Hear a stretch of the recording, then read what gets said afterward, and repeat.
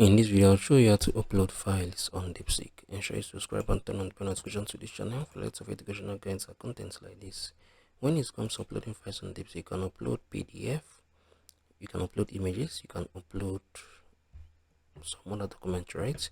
So if you love to do this, you're going to be using this, right? So you can see upload docs or images, max 50, 100 MB each, right? So click on it. Let's say if I want to upload this document, I can just click on it right here, click on the open. You're gonna see this is gonna load up, right? So yeah, this is it. It's very easy. It's very easy. So extract only text from images from files. So this is basically how you can upload files here on Deepseek. You can be using this to upload images as well, but the images must have something written on it, right? So as it can actually collect what it. Okay, if I post this right now, I think it's gonna upload, right? Because there's a test on it.